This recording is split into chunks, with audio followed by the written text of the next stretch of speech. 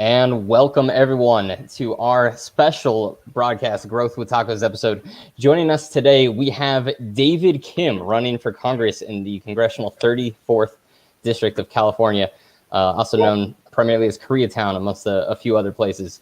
David Kim, thank you so much for joining us. Yes, thank you so much for having me, Pierce, Rob, and Jason. I've heard so many great things. You should definitely get onto that podcast and have tacos with them. So I'm glad I'm here. Perfect. We're honored to have you. I feel like I'm at like a lunchbox show and tell podcast show. Like, this is cool. Yeah. I'm glad to hear it. It should be a good time. The only difference is I can't trade you my pudding for anything. Oh yeah, we can. We're throwing at each other, but cool. Yeah, go ahead, Pierce. Let me just run out straight out of the bat. Why the heck are you running for Congress? I mean, like, that is not what the normal person does, right? No. Oh my gosh. Yeah. No, it's not anything anybody would do. I've had no life for the past 14, 15 months. Yeah. I remember filing in July of 2019, and now we're fast forwarding 15 months. Had I known that it would require all this work, maybe I would have rethought. But I mean, jokes aside, though, I think we're really in serious, urgent times where people are financially suffering. Our district is one of the poorest congressional districts. We have a 40+ income wage stagnation and widening wealth gaps. And so, with that being said, I think it's very important for the House of Representatives was actually something intentioned for regular people like us, you and me, to run for office for like a few years and then go back and then have other people from the community run.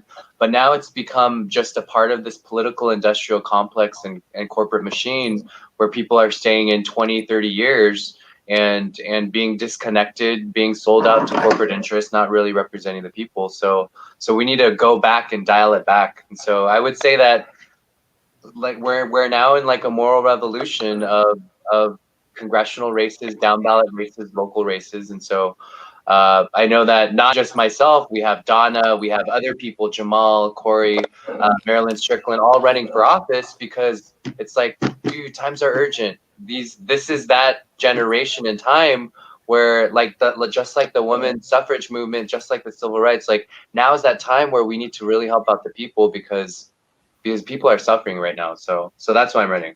Very true. All right. That was a pretty good speech. You're well on your way to becoming a politician. Why I guess specifically you though? I mean, like, why would I want you in particular? Why do you think?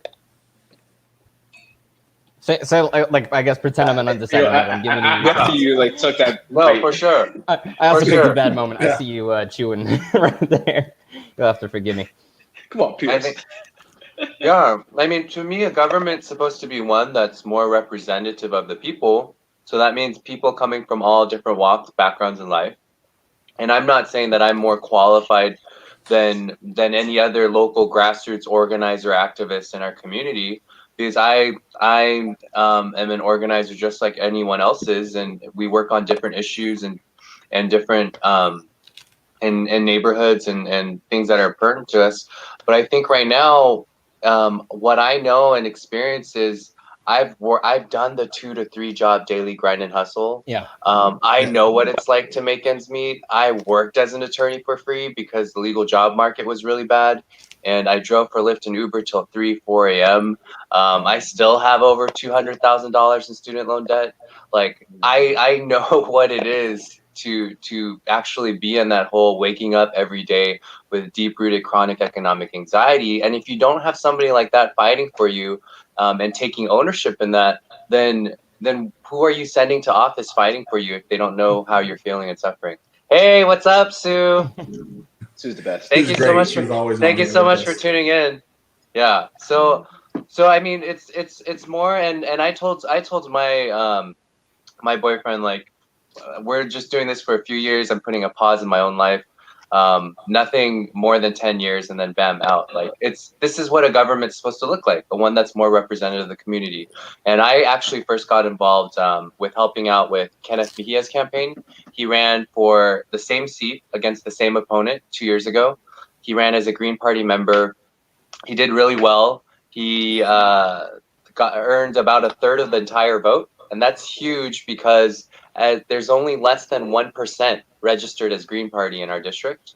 And so that's a huge thing that he did. And so he helped kind of let me out of my bird cage and realize, holy shit, like, yeah, those years in my life where not just me, but others around you, like they're working and working and working and working and working and working, but there's no light at the end of the tunnel.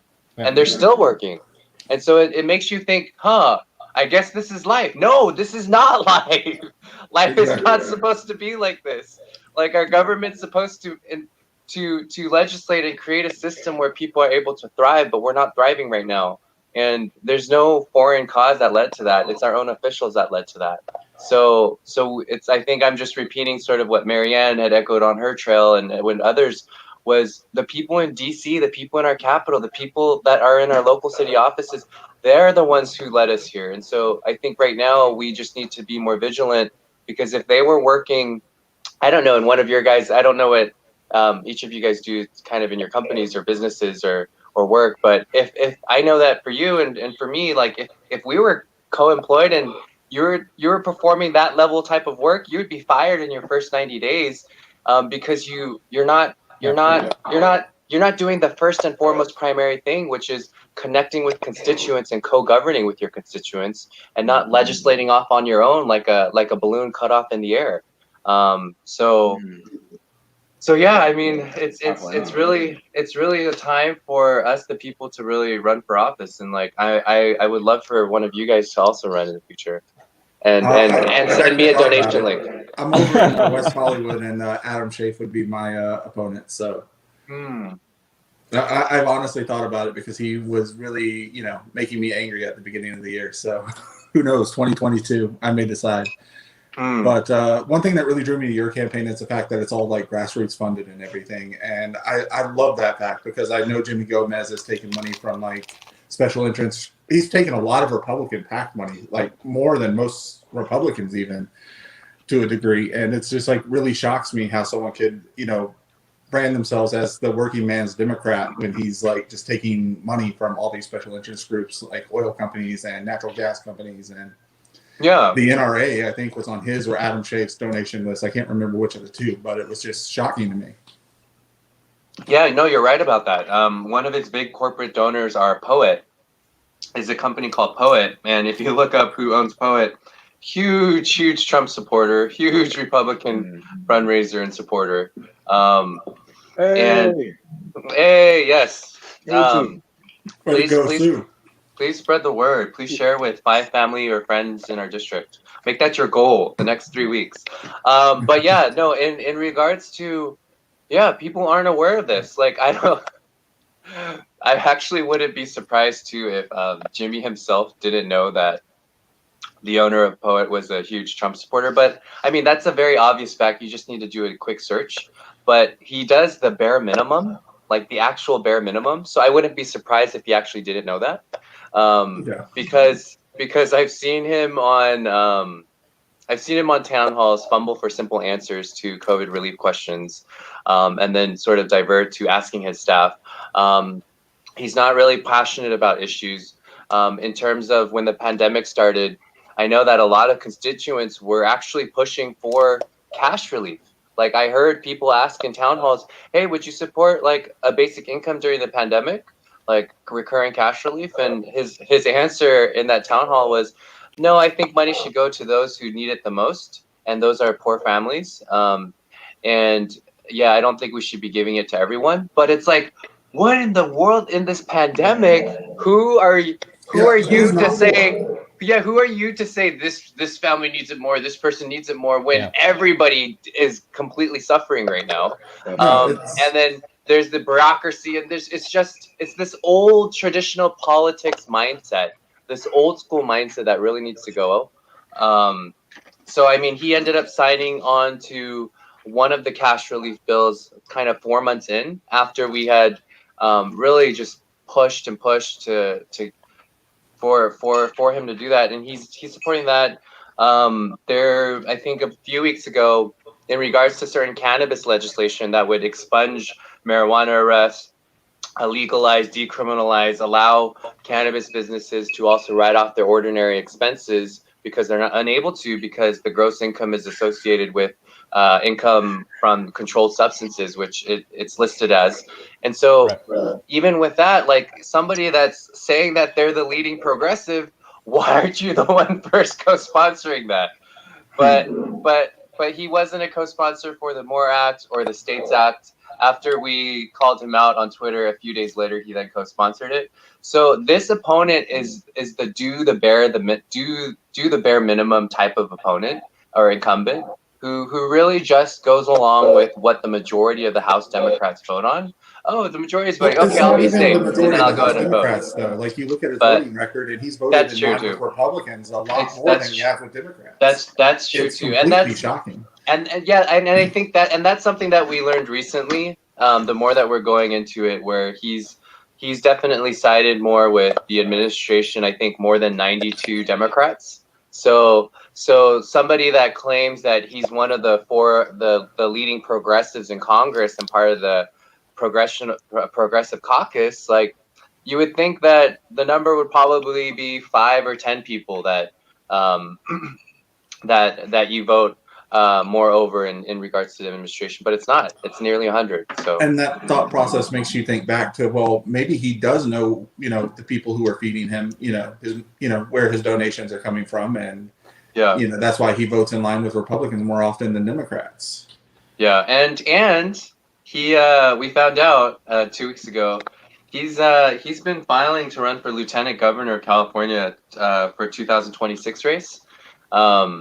So he's not even invested in this. No, so this is a stepping stone. Yeah. So this next 2 years, he's not going to be concentrating on the district or focusing on it at all. And so I think just with this, but it's so odd because every single LA voter guide that has touched upon our race has endorsed our campaign, over 10, 15, and every progressive one at that. But then he is doing these Facebook ads and text blasts and email blasts saying he is the progressive candidate in the race, and that he works with Bernie and AOC. And it's like, what the Bernie and AOC haven't even talked about our race. Like, and he has an old 2018 Bernie endorsement video against Kenneth, who I was helping out, because the Democratic Party, the establishment, was afraid that our district, because our district is so left, they were afraid that the district was going to be won by a Green Party candidate. So the establishment flew Bernie Sanders in, had him endorse Jimmy over Kenneth, and so that's why maybe Kenneth that's probably why he only won a third of the vote. And so with that being said, he's now using that old 2018 video on his current 2020 campaign website. And so he's disingenuous and deceiving in so many ways, but the people aren't catching on to Well, I mean, if you look at his hairline with those hair plugs, you can definitely tell he's disingenuous. I mean, when you're going as bald as he is, you just own it at that point. All right, let's keep it, humanity first here. So it's funny that you mentioned endorsements, though, because your campaign has been getting a lot of traction, especially on that front. Like, you've been endorsed by some pretty heavy hitter names. You mentioned Bernie Sanders hasn't mentioned your race, but Our Revolution, I noticed. I am working on it. I'm working on it right now. But Our Revolution gave you their endorsement, as well as Andrew Yang and Marianne Williamson. And as you'd also said, pretty much any local organization that I've at least been encountered, YIMBYism. The YIMBY Arts Project, Yes in My Backyard, they've given you their endorsement. So like you've got a lot of both both national as well as local attention on your race, and the results I think speak for themselves. Like, the most recent polling according to I Side With has you leading by 8% last I checked, which is like a 30% increase from half a year ago, right? Yeah, no, you summarized it very well for those who are wondering how our race was doing.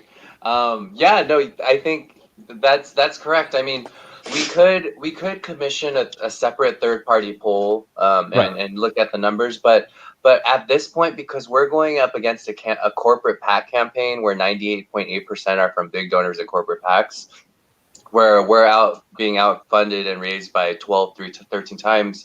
we're just really focusing on, hey, rather than spending that money for polls, we should really focus on outreach and really getting the word out. And so that's what we're doing. But thankfully, I Side With came out with their own poll, and that those are the numbers you shared. I checked today; it was 55. But I mean, that's cool. But we're really working hard every day, in and out, for the next 21 days. For those who are curious of how we did in the primary election, there were 5 candidates in our March 3rd primary race. We finished second place out of 5 candidates. We ended up getting about 22%, I believe. Jimmy got 52%. Third place candidate got 11%, and so forth. But collectively, the other 3 candidates and myself won a total 48%. And so it was at that point we just realized, okay, for an incumbent, 52 is really low. That's barely getting a majority. So it's really a numbers game and really getting the word out and sharing about what we're fighting for and what we stand for and what's at stake. And so we've been doing that. I mean, unfortunately, when the pandemic started, nobody expected that, and so we just had to change everything digitally. But I think for there, we just focused on what we do best, is community first. And so we participated in mutual aid efforts, food distribution, standing at no vacancies, no eviction protests, and just helping out with the community for the first half of the pandemic. And then now, as we're entering, we have 3 weeks left. Now we're really buckling down and going at it. So I mean, we have a really good chance, and I think it's just a matter of us just keeping our eyes on the goal. And I think for all of us, since we're doing the best that we can in every present moment, as long as you're doing the best you can in every present moment, there's no reason for us to wake up on the day of with regret, saying, "Oh man, I wish I could have," because we're doing as much as we can. So yeah, it's also a good strategy to win. Yeah, so, yeah, for sure. And for sure. And that's actually what I was trying to say. When I said 30%, I meant that was several months ago. You know, that your numbers had climbed, and I think that I Side With You poll has you at leading by 8%, which is just an immense climb. If you had it's really actually heartening to see you mention things like about your local community, because I think a lot of congressmen forget that, unfortunately. Yeah. But you are ultimately not just going to be congressman of California 34. You are going to be a United States congressman, right?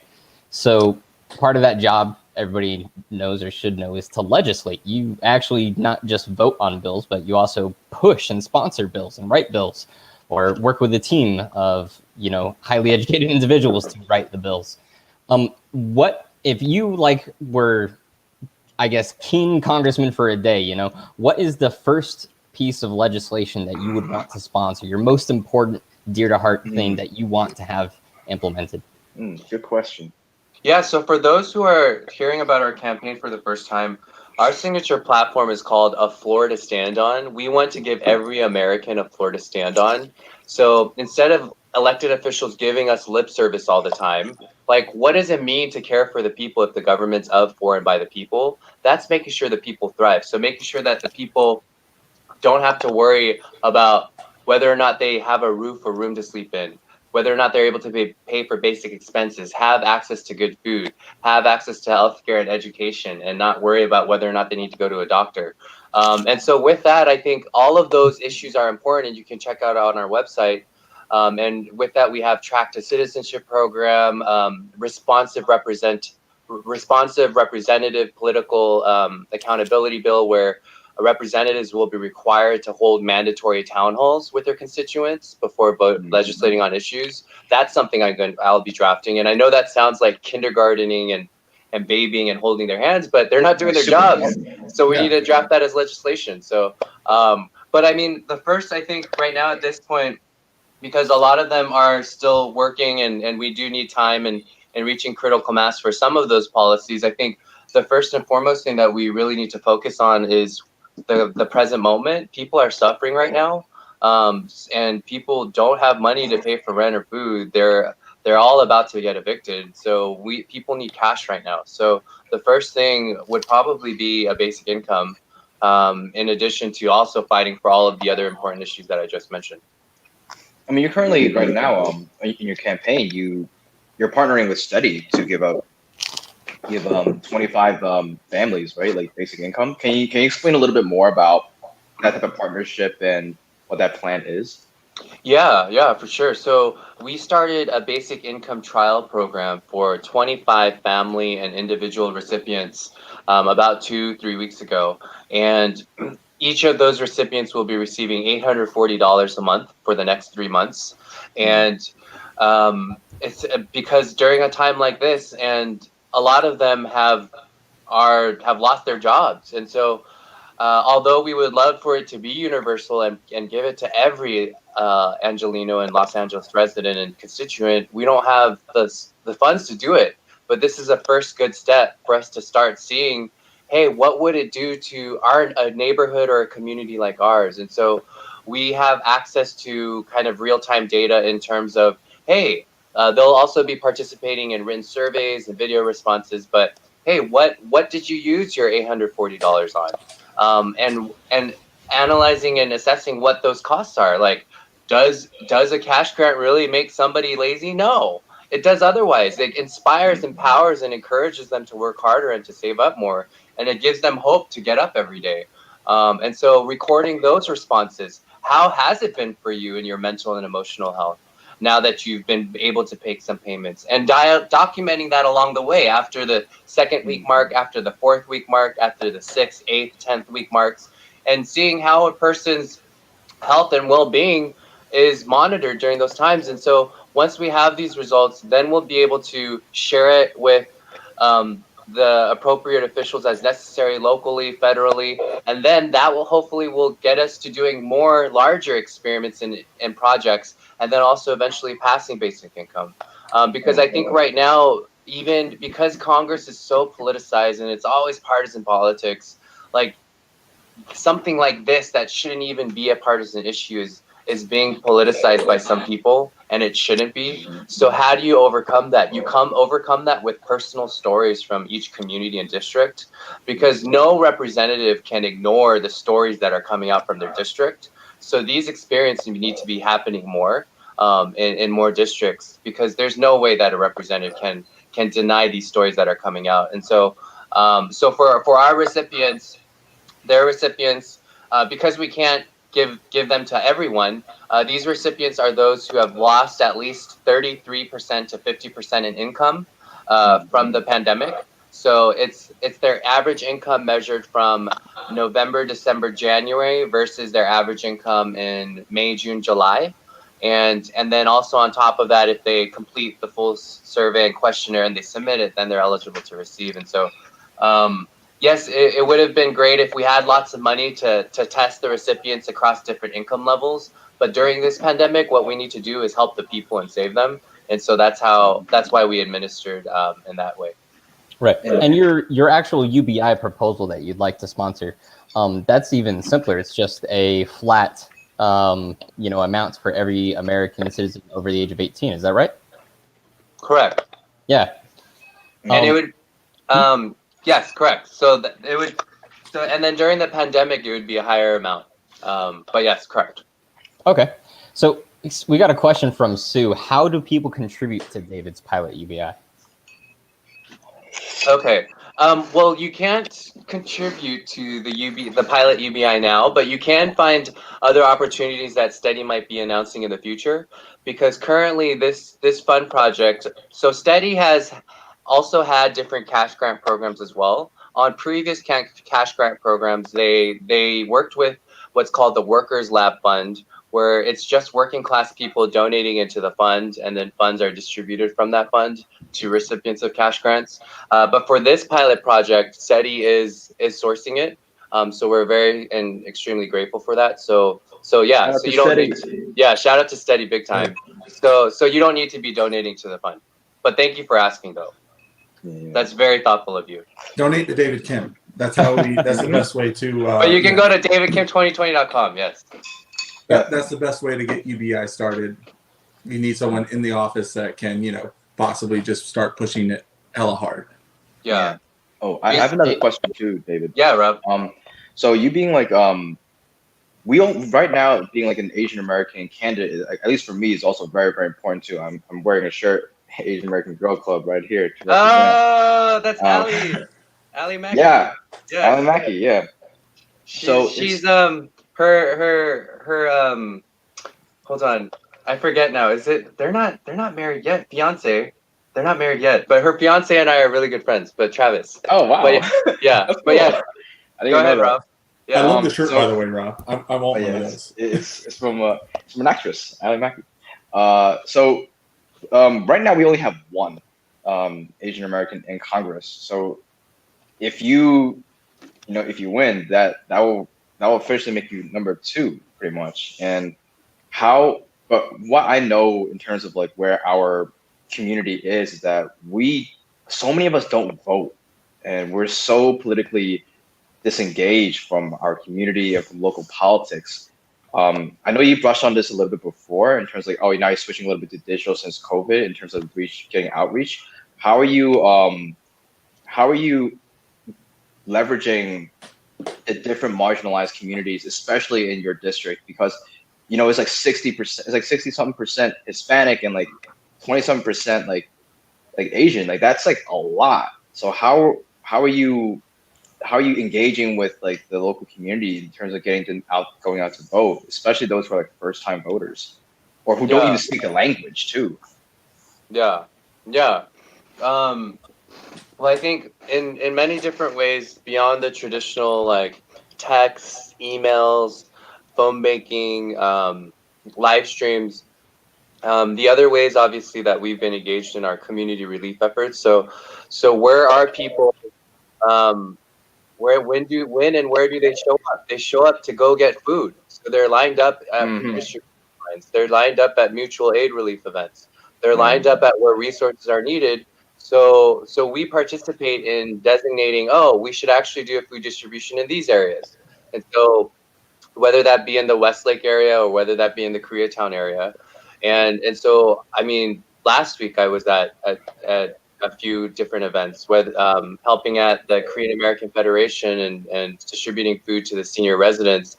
And then we were in Westlake also that same week, distributing to residents there who are struggling. And Westlake is one of the areas in our district that has one of the lowest per capita incomes, where it's lower than the average rent for one bedroom apartment. And so that's where we're showing up and talking to people. And what we found with the Latino community also, and it's the majority is Latino in our district, made up of different amazing just rich cultures and communities of Salvadoran, Guatemalan, Mexican, and various others. But a lot of them actually don't even know who their elected representative is. And for those who do know, a majority of them are like, oh, I don't know him. Yeah, he looks like me. He talks the same language, but he doesn't really fight for us. And although these people aren't caught up with CNN or Fox and know what legislation that he's fighting for on behalf of them, they already feel it. Although they're not aware that he voted to increase funding for ICE, although they're not aware that he takes prison money, like they just know it, that this person that looks like me isn't really fighting for me. And what that's reflective of is in California, the establishment party, they pretty much pick certain people that look like the community, put them in office as puppets to make it seem like much change and progress is being done, but it's actually not. And so I think that's also something that we need to be just aware of. And that's a conversation that I have a lot with other community members, and myself being an immigration attorney myself, he can't BS me on any of those immigration related issues because because that's my field. And so with that being said, it's like, no, he's not fighting for you right now. And so I think it's this realization that people are having, oh, he's not fighting for us. He's actually not. It's just all lip service. And so that's what we're doing. But going back to the Asian American aspect, Rob, the Asian American population, we're reaching 6% in the U.S., if not over it already. In terms of, and I mean, representation does matter. I mean, I'm not a supporter of race identity politics or anything, but because policy and leadership and character and everything else are all equal factors to consider too. But representation does matter. because I think in terms of elected officials in office, there's about 2.5%. So there is a gap in terms of that 6% representation overall in the populace. And so it does help. And especially for, I feel like for our community, Rob, and you probably can empathize with it too, is until Andrew Yang appeared on the scene, like there wasn't really this sort of I don't know, kind of fiery purpose or passion or thing that that drew out Asian Americans to politics, and maybe that's because we've been focused to. I mean, at least I'm just talking about my own family. I've always been told to like just study, do your own thing, and work hard, get a good job. Work hard, get a good job, because we immigrated to the States and had nothing, and we worked from nothing, and so you must do everything and just focus and so because of that, like maybe that's why we're not so into politics and because our parents weren't, because they were trying to make ends meet too, so they didn't have the time to pay attention to politics. Or some of our parents, my parents especially, they never got assimilated fully into mainstream. To this day, I still help them with phone bills, electricity bills, talking on their behalf in English and stuff. And so so I think for me, like, it's just an extension of who I am, because I've been helping out my parents since age 5 with English and finding resources, because I think a big thing for our Asian community is people don't know where resources are, especially for our senior residents. They don't know where to get resources or a free or assistance in a government cell phone or other things that people are aware of that are already using. And so I think for us, the Asian American community is, one, they don't know where the resources are because there's no person that's bridging or connecting them with that gap or is concerned at communicating what those are. And sorry to call out my opponent again, but before my opponent was in office, Javier Becerra, who's the current California Attorney General, he was actually the previous representative. But at least under him, he actually met with different Asian American communities, whether it be Chinatown, LA, Koreatown, and other communities, historic Filipino town. After Jimmy got into office, all of those Asian American community meetings stopped. And yet he goes ahead and says, I'm fighting for Koreatown only during re-election season time. And so it's just so like, dude, we see through it. Stop it. And like, if you don't want to say stuff about this, then start early on and not during re-election season time. And so that's my kind of little thing on that. But I think really connecting our Asian communities with resources and also being that voice to stand up and speak on behalf of what our common issues and concerns are. I mean, yes, a lot of them are overlapping with other immigrant communities and in that, but I think that's also a huge thing for us. Like you said, I think the first one that you mentioned is Mark Takano. Thank you. Mark, that's a cool screen name handle. Mark Takano. Yeah, Mark, he's Asian American, but yeah, I think what's needed is just for more role models to look up to. And I know that when Andrew Yang first came out with basic income, because I was not familiar with basic income at the time, I thought, oh my gosh, what is he doing? He's giving Asian people a bad rap, and like, why is he talking about giving out free money? But then I went down a rabbit hole and I realized, oh my gosh, this is a life changer. Like Dr. Martin Luther King Jr. said, this is one of the most direct ways to abolish poverty. And so, we just need more representation, and we also need to speak up. Rob, I feel this is my last point on this. I feel we need to speak up because we've taught to just kind of, oh, it's okay, just study and work hard. I remember growing up where kind of at every stoplight, my brother and I didn't want to look outside the window because when we did, there would be some kid doing this to us and doing this to us through the other car window. And so we would never want to just look out our car window. And so during those times, it's like, we can't like roll down our window and say, hey, don't do that. So I think it became this habit for me and my brother over the years to just be quiet about it, to just recognize and say, oh, it's okay, I'll just work harder on my own craft.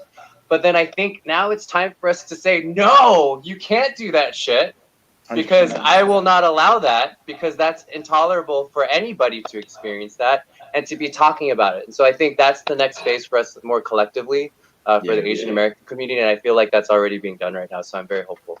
We definitely got to speak up, especially with everything, the pandemic. To draw a quick parallel, I mean, as someone who grew up Jewish and everything, our our thought processes are a lot of say you keep your head down, you focus on yourself, and you do well for yourself, and the entire world can go by the wayside. We focus a lot on just our communities more so than outside of that, and I'm kind of glad to see, you know, the Asian community stepping up and trying to get more involved, like you and Rob and Andrew Yang even and stuff, because hopefully it can set an example for my people as far as like the Jewish people go, because we're still very much the same way. We don't really engage. We just, you know, we just keep our heads down and plow straight forward. And, you know, it's nice to have people that you can bring examples of too and say, hey, they did it, we can do it too. So that's why I'm like full on board of supporting you and everything. And I appreciate you guys for that. So thank you.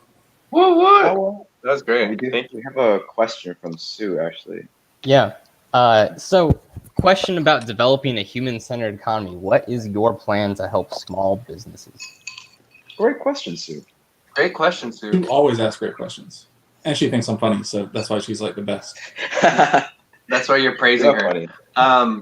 Yeah, no, I think what all of us can realize, what all of us can acknowledge is that this whole administration of PPP loans and EDIL loans and everything else with that, it was so chaotic and with just misinformation, with huge companies and corporations being able to take those loans over mom and pop local family owned businesses that were shut out from receiving any assistance.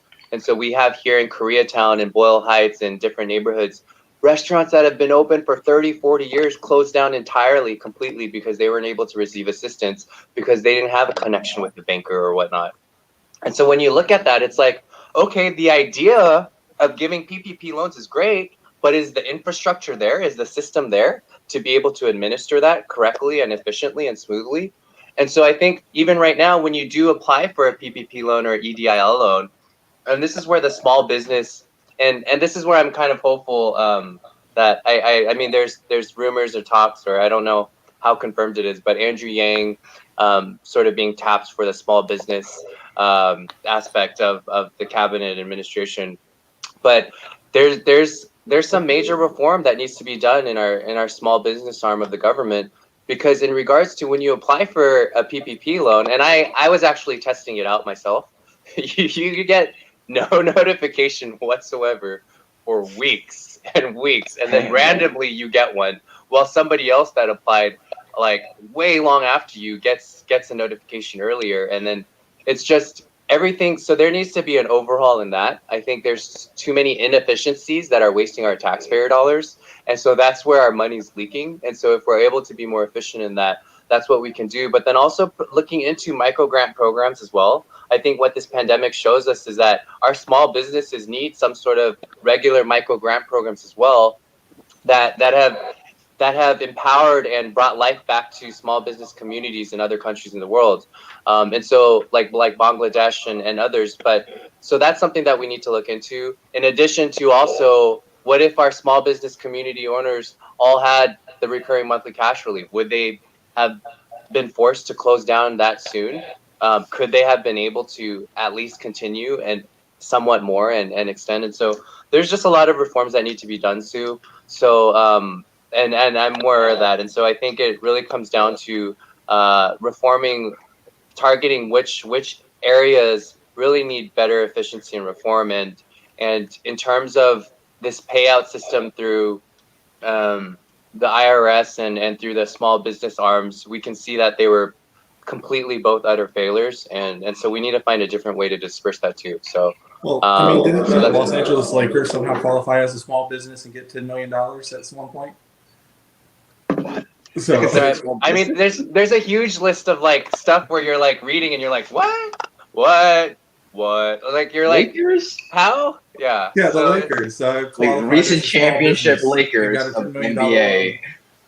Yeah, so they I don't know. Like 1/4 of LeBron, or the government paid for 1/4 of LeBron. Yeah, why can't I say his name? Probably because I hate him so much. They paid 1/4 of his salary this year. LeBron James. Yeah. I don't know about LeBron that Lakers thing. I believe it, honestly. But to clue you in how something like this could happen, very frequently the government just operates on like cutoffs. Like they have to categorize and delineate somehow, right? So one of those methods for small businesses is 500 employees. That's a number that you'll see a lot. in legislation. Companies with more than 500 employees do X, Y, and Z. Companies with less than 500 employees do something different, right? And then there's weird definition languages with locations and whether or not the locations also qualify. So it depends how it's done. But I'm gonna guess that the Lakers don't employ 500 people. Just as an example, Robin's training staff alone is 150 people, so that they keep on staff for him. So alone, so like the rest of his, like the rest of like the organization would definitely have to put him over 500. I would imagine. Plus maybe all the Staples Center staff. And I genuinely, I don't know, but I'm just throwing you in an example on how something like that happens. Whether that actually applies to this one, I don't know or not. Yeah. So David, all right. Yes. We've like you've schmoozed us all. Congratulations. We're voting for you if we can, or we're volunteering for you, or we donated for you. All right. So you've got all these softball things out of the way. Let's tune things to be a bit more controversial, right? So most recently, something's been in the news, the Amy Barrett nomination, right? And the court proceeding for it. Have you been paying attention to that at all? I've been campaigning, but I've caught kind of bits and pieces here and there. But what's your question? I did see a clip of Senator Booker asking her a question of what her opinion was of the peaceful transition of power between presidencies, and she said, "Oh, I think you're referring to the current political controversy. I can't comment in that because I don't want to. I'm a judge, and I don't want to get into that." I saw that, but go ahead. Yeah. What were you gonna ask? Oh, okay. I mean, so I'm not asking whether you support her nomination or not, but do you think that it is the job of the Senate to vote on her? No.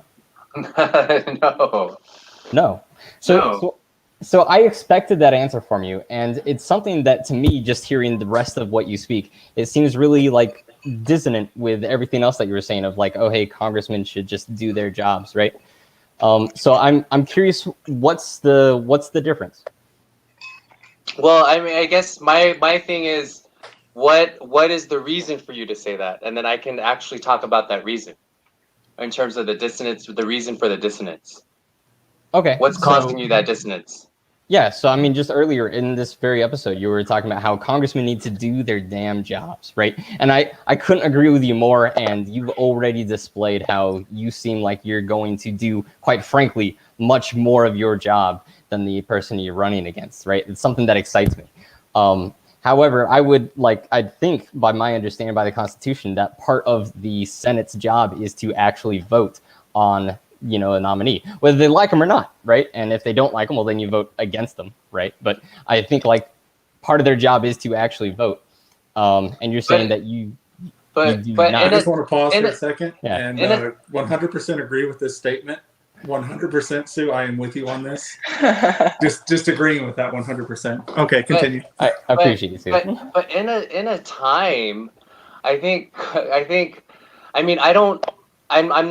don't think it's, although the merits of kind of what the consequences might look like, and I know Biden and Harris had mentioned in their debates of what's at stake is the Affordable Care Act. I mean, as an attorney, I don't think you should bring that into an argument as to why you think the Senate should be voting or not voting on that, because on a legal perspective, I think that on a structural argument doesn't work, because then it's a case-by-case basis in any administration or year.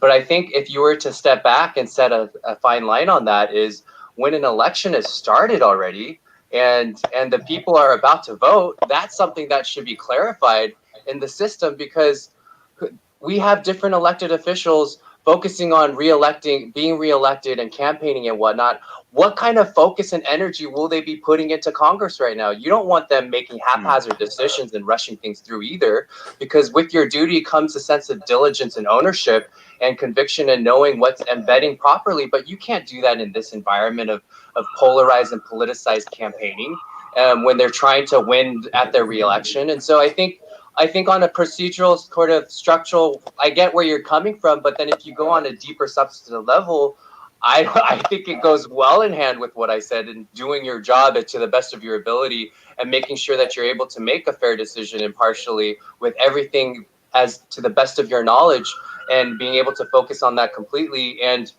because we already are an election where people are voting right now, I think that's where the line should be drawn. It shouldn't be then extended. I mean, I obviously I don't want the Supreme Court being affected because of this new addition in their decision on the Affordable Care Act. But I think in terms of a legal structural argument, don't go there, but really draw the line at is where are the people, the American people right now, when a vacancy is there? Are they currently in their election season campaign time? If they are, then don't, because that's up to the next people to decide that. And so for me, it makes clear sense. And then I think the second thing is the Senate waited 150 days. It's been 150 plus days since they've ruled on COVID relief. Do their fucking job with that. Like, don't bring this up and say they're doing their job. I mean, this is not to you, Pierce, but this can't be an example for them to do their job when they haven't been doing their job with COVID relief. And so, I don't know. You thought you were really going to trip him up with there, didn't you, Pierce? No. That's for Pierce. With that. Well, I don't know what that's between you guys, but he totally just schooled you. I love it.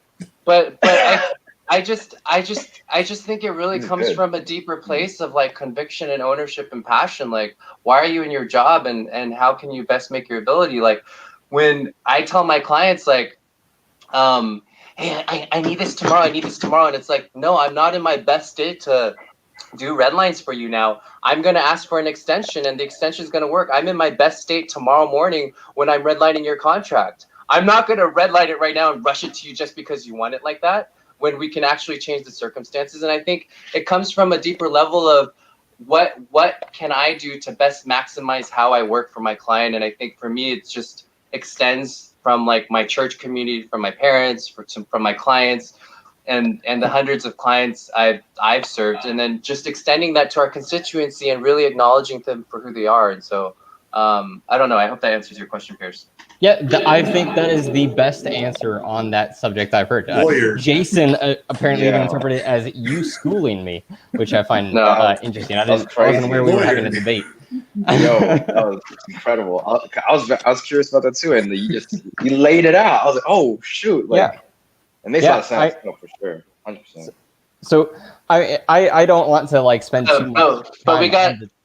We got 5-10 minutes left, so give me some good stuff. I was gonna say I don't want to turn that into debate. I actually just want to say thank you for giving me that perspective, because as other people have presented it to me, I've found most of the arguments to be rather unpersuasive. Right? No, but Pierce, you should have seen me when I was watching Biden's debate with Trump, and he was bringing up the Affordable Care Act, and I was like, no, that's not a point what you should mention right now. Although I agree personally, but from an attorney perspective, you shouldn't be saying that. You should be talking about the people are voting right now, and stick with that, because you can't, because then it's going to be 4 years from now, then you're going to retract from that argument.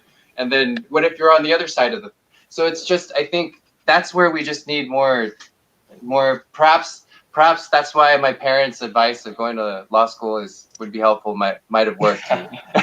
but I think it's just important to really look at the bigger picture. So. I think it's like one of those things where our Supreme Court is just so old as it is that we just it's just so old as it is that we always have to worry about that like at least every 4 years. Sue's amazing. Sue's great. Sue, when is your podcast starting? Does she have one? She's welcome on this podcast anytime. So. Sue does have another question. This is not she's related also in Portugal right now eating tacos at 4 a.m. And actually, I should mention this. So I haven't, I don't think we've put this out there, but tomorrow we are on our weekly regular Growth with Tacos podcast. By Sue's request, I messaged Boyce from the Mindful Skeptics podcast. Nice. He's going to be our guest tomorrow on this podcast. So thank you, Sue, for the suggestion. It worked. Boyce is awesome. Boyce is awesome. Tell Boyce I said hi. The following week we have Eric Sanchez, if I'm not mistaken, and we're also working on another special episode Thursday or next Tuesday as well. So. Yeah, we've got a full slate this month for all sorts of cool guests. You're setting a trend, David. All right. Yeah. We got making us work more. Yeah. So back to a friendly question. What are your favorite songs, man? What are my favorite songs? Mariah Carey, Always Be My Baby. I'm a huge fan of Cardi B. Yes. I'm a huge fan of John Legend. I mean, I guess for me it would be more albums, and so so kind of listening to Cardi B's album before this one, and then John Legend's first album, and because I feel like you need to. I mean, songs are great, but then for me, I also just like listening to the album in their entirety and getting the feel for it. But Always Be My Baby. You'll Always Be My Baby, Mariah Carey. I think Glitter was a very underrated movie.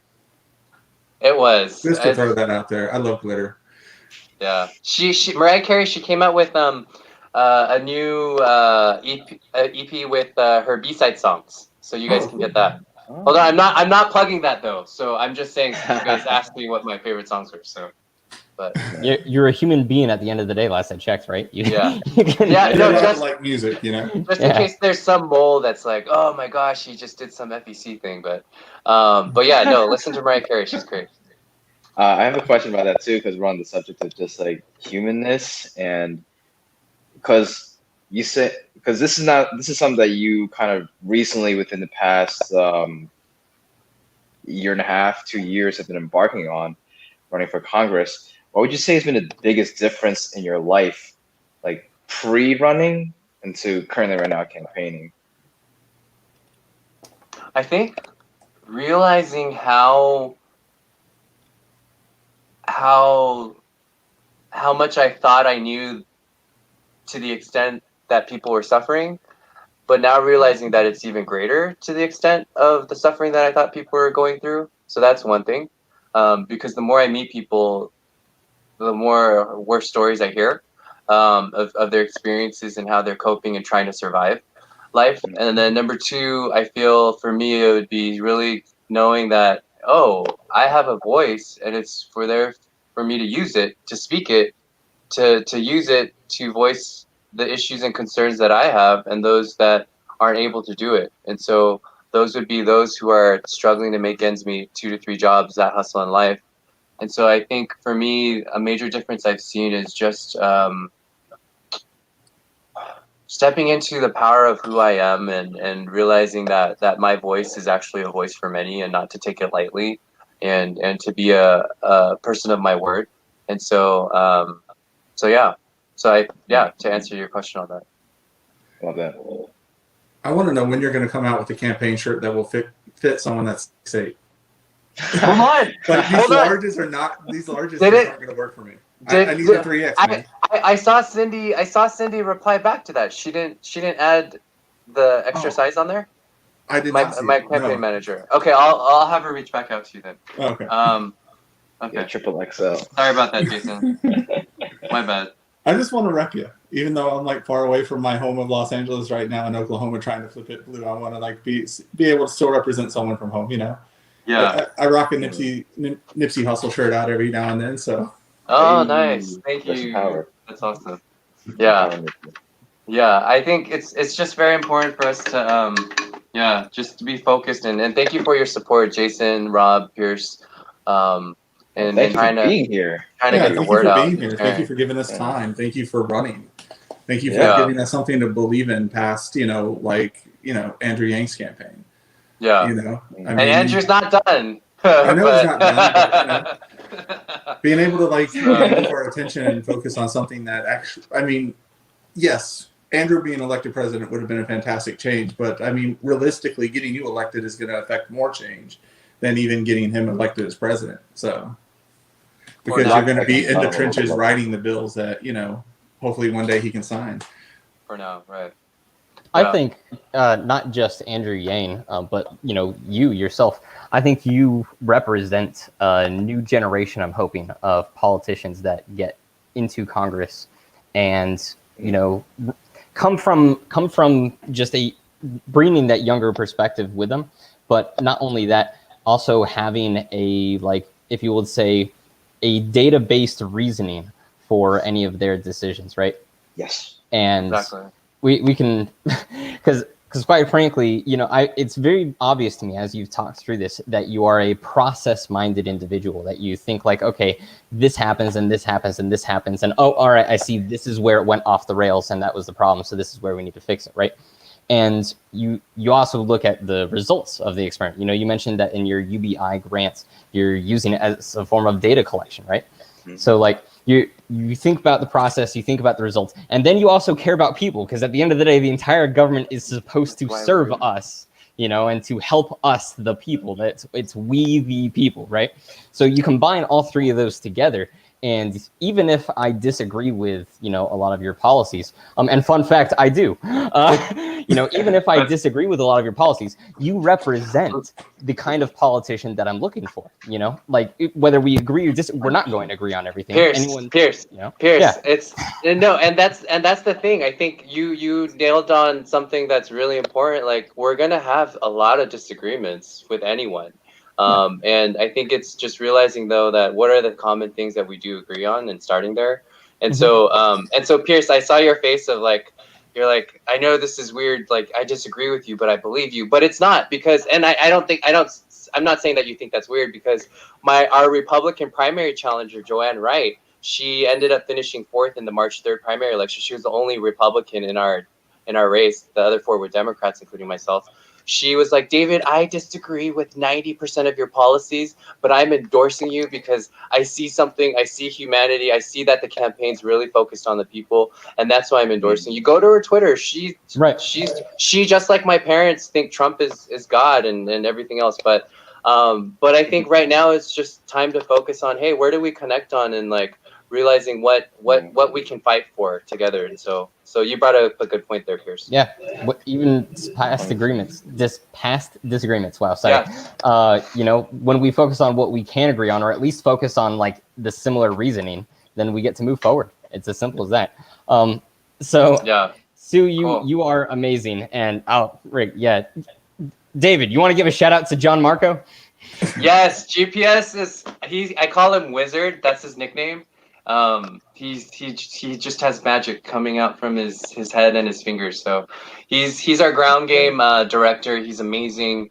If you want to help out, message him on Twitter, sign up to volunteer. I have to get going to a next meeting, but davidkim2020.com/volunteer or /ground game or /phone bank, whichever one you want to do.